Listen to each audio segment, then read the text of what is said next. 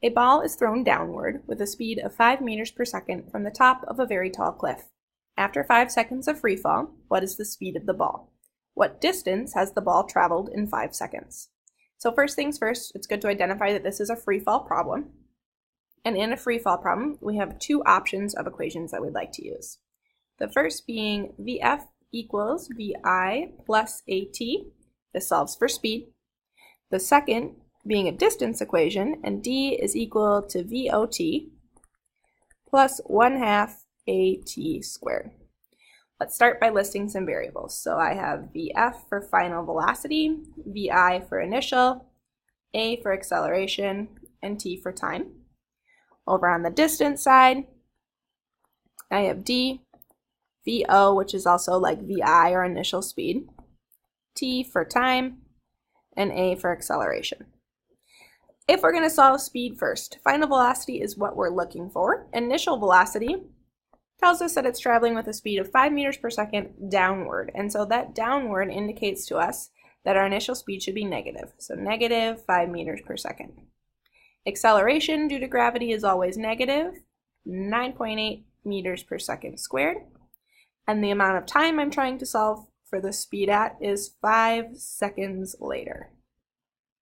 Now I can plug in some stuff and solve. So VF is equal to negative 5 meters per second plus negative 9.8 meters per second squared times 5 seconds. If I plug into my calculator and solve, I get a negative value, which makes sense because I have a negative 9.8 and I'm starting with a negative number. And so over time, we have a speed in the downward direction that is higher than we started with. And we get 54 meters per second. So you've solved for your final speed. Over here for distance, distance is what we're solving for. VO is the initial speed, VO, VI, same thing. So VO is still that negative 5 meters per second. Time is still 5 seconds. And acceleration is still negative 9.8 meters per second squared.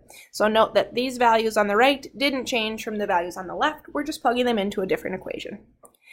So now if I'm going to solve, D is equal to VO or VI of negative 5 meters per second times the time of 5 seconds plus 1/2 times negative 9.8 meters per second squared times 5 seconds.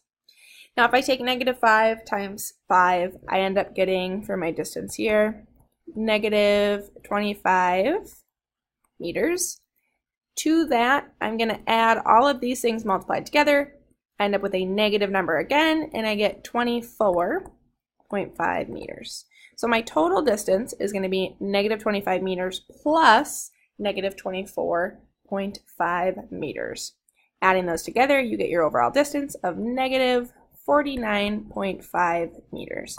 Again, this value is negative because you've traveled a negative distance or a distance downward.